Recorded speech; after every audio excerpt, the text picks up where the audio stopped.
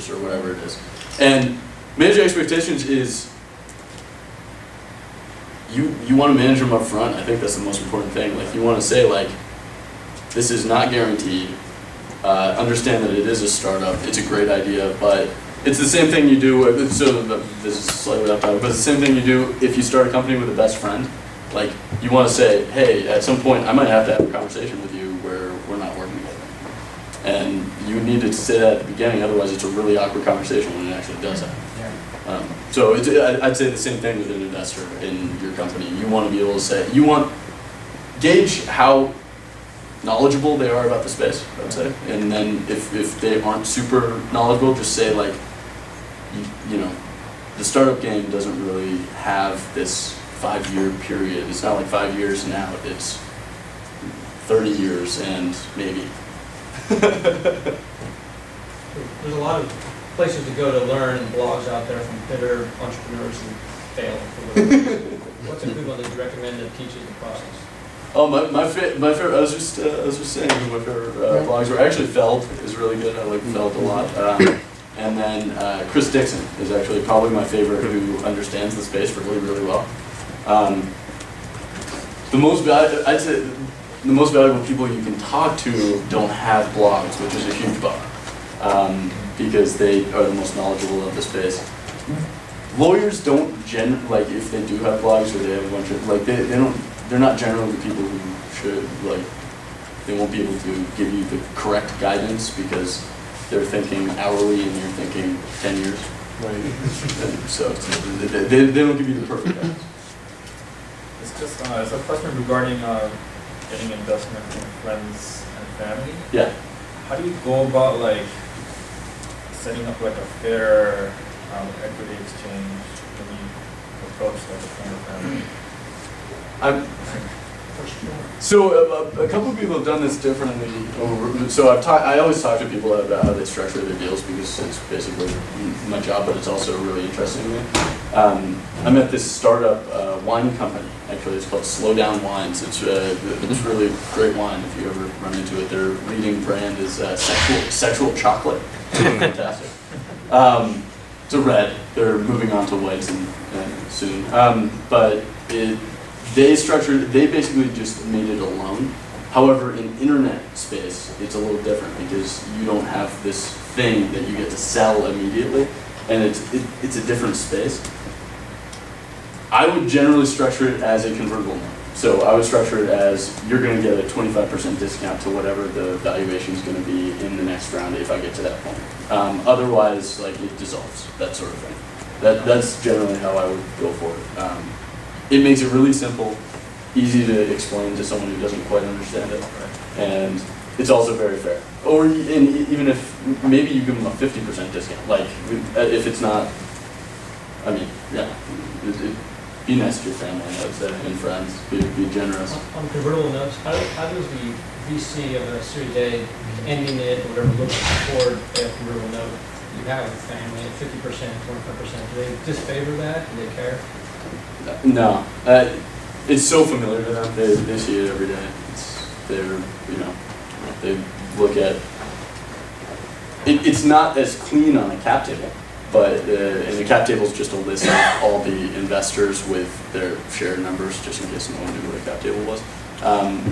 Everyone talks about it like it's a really important thing. It's sort of important. It's like you get to see all the investors, but it's not.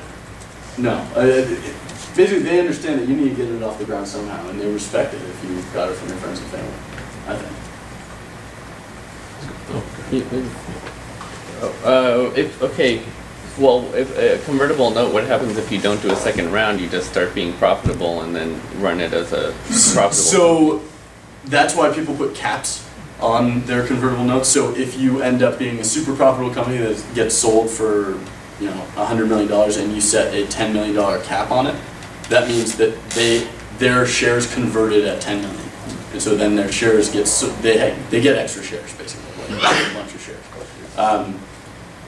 So I recommend putting a cap on it, whatever it is, like for fairness sake to people, uncapped convertibles are really risky.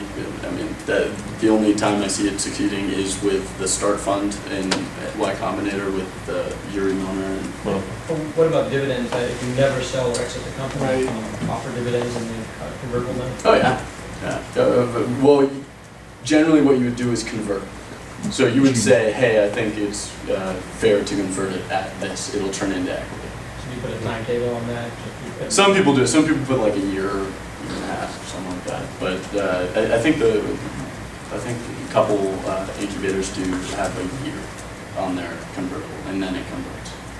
But you can, with legal stuff, you can always go back and forth and extend it and all that stuff. But it's. can I ask you another one to review? How would you structure a deal with let's say, a mobile startup? Would the deal be structured by you as a representative of the investors, or do we go straight to you act as the intermediary to the investor, or how do you generally structure it? You mean like, for Boost? You're saying Yeah, as a case in point, let's say. So like I said earlier, like there's no one way to structure a deal, basically. No one way to raise capital. Right.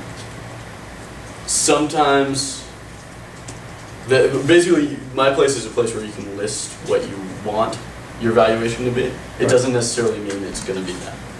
And that's why I recommend going low if you do list on my site and like say, I want to raise $75,000 at a $2 million valuation, because you can still negotiate. If it fills up really quickly, that's great. Like you get extra money. Right. So So you're kind of auctioning the price of your company. You're kind of looking for a bidding war. Yeah. On your site. Yeah, always. Okay. That's You're trying to set that up. Yeah, that Along is the sort of what I'm trying to do. Right. It's not quite there yet. Right, And right, I'm, it's not a finished product. Nothing's ever finished, but it's Right. it's my Some of the thinking at motivation. least behind it.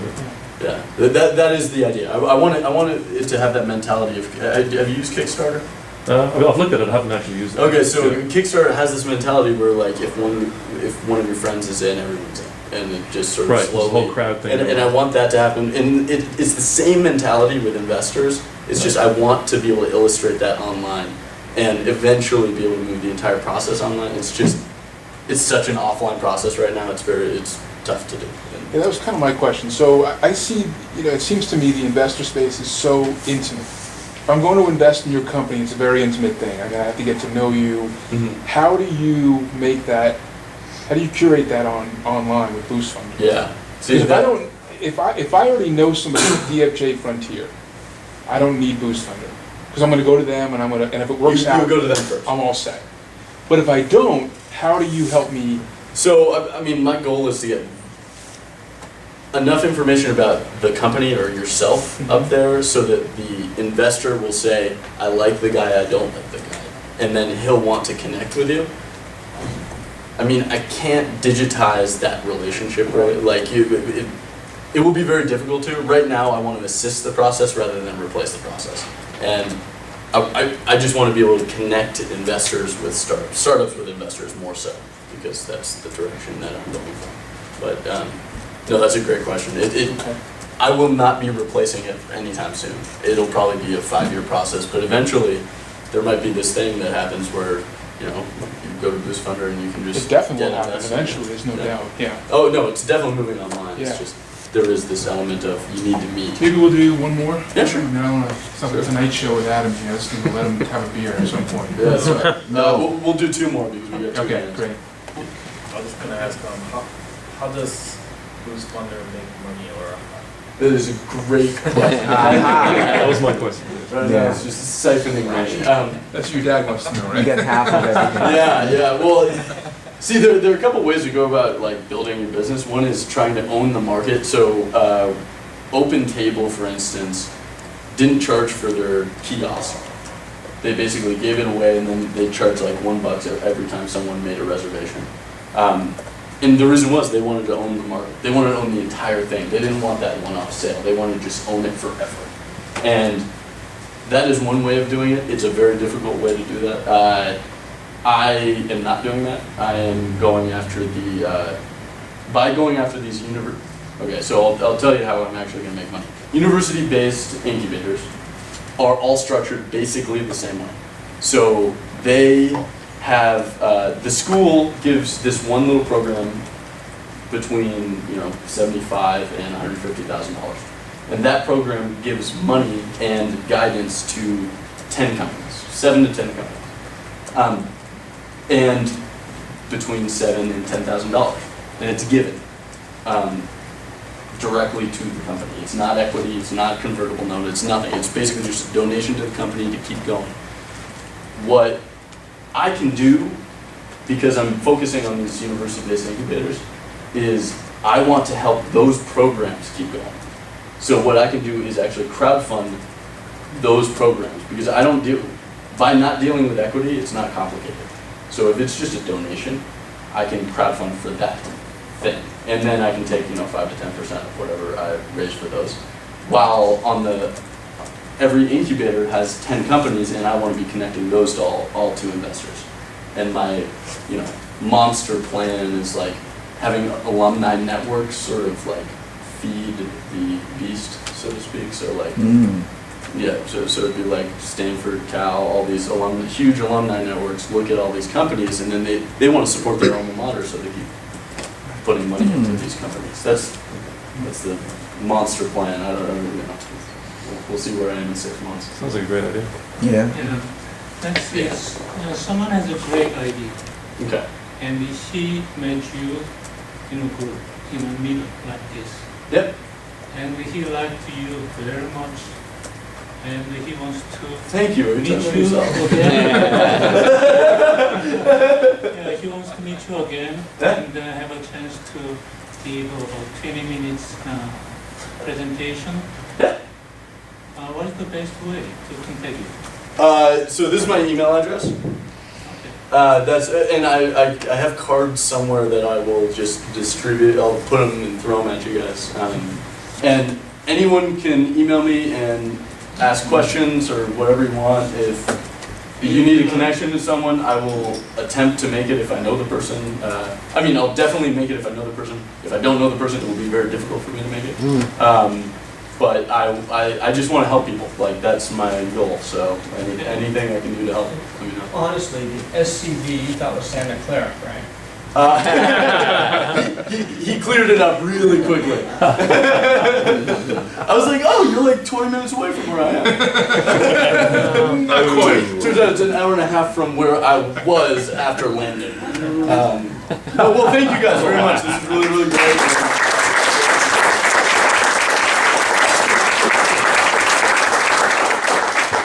I hope you took something from this.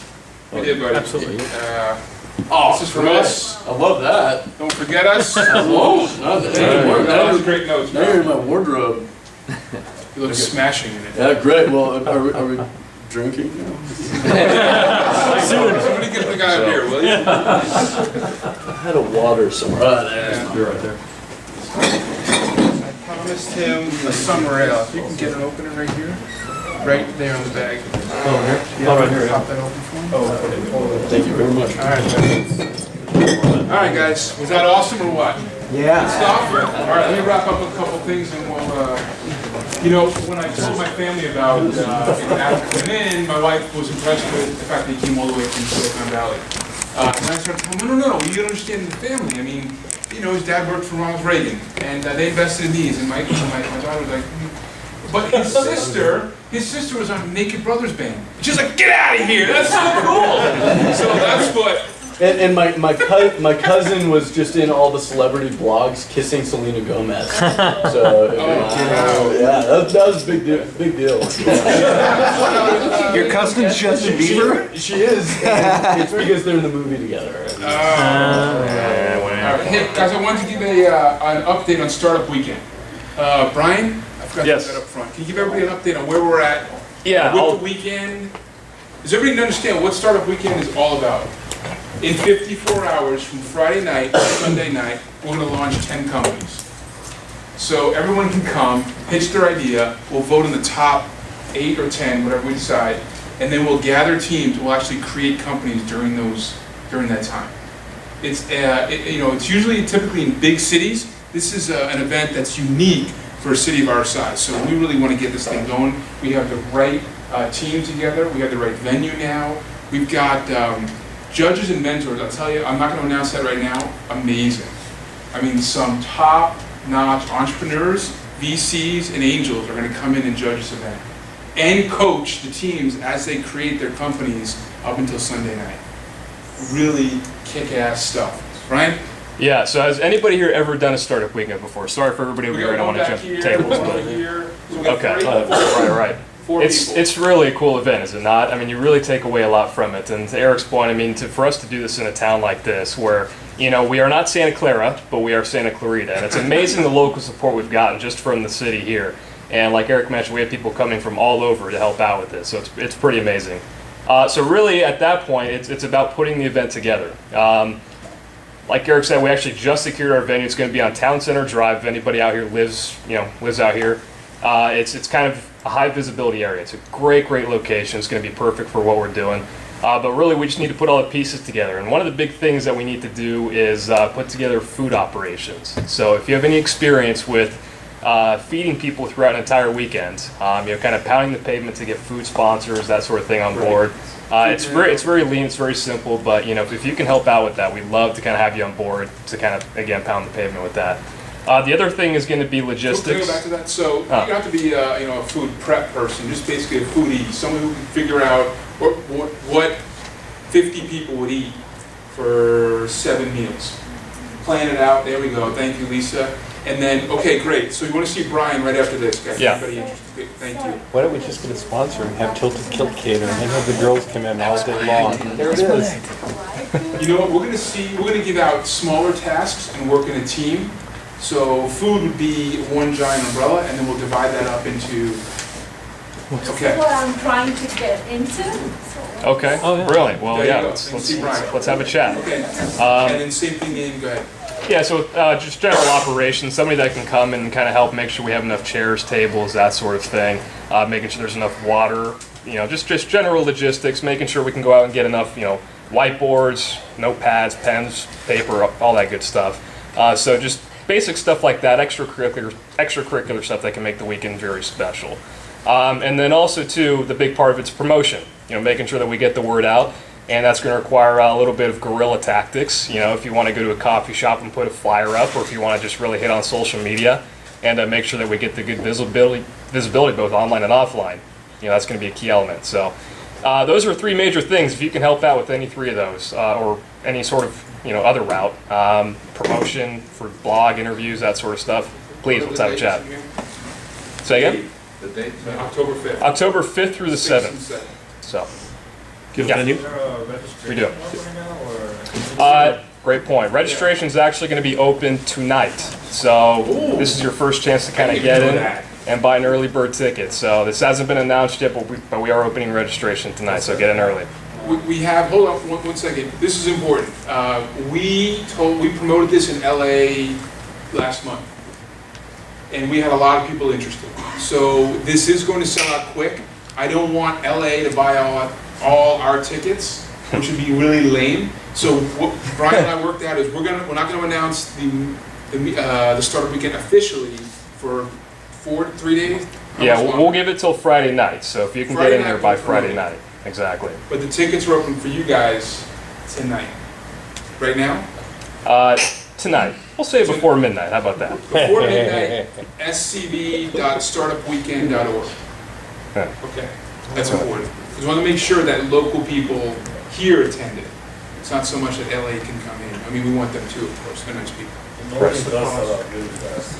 It does. I said it does sell out really fast. I promise you, it'll sell out very, very quickly. What's the cost? So the early bird tickets up until 30 days before the event, so September 5th, it's going to be $75. Anytime after that, it's going to be $99, and that's our standard going rate. So again, it's very lean and it is going to sell out. So don't think that we won't have the demand. Right, and we divide it up into 3 groups? Right, so it is 3 groups. If you're not familiar with Startup Weekend, it's going to be grouped into the non-tech people, the business people, the idea people, and of course those go very fast. So that's when you want to get in early. The other group is going to be developers, programmers, people who are willing and want to write code.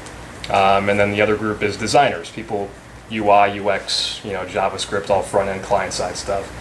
So those are the 3 major groups. If you can fit into any one of those, you're in. typically these events sell out 80 tickets, 90, like LA was 90 tickets, like that.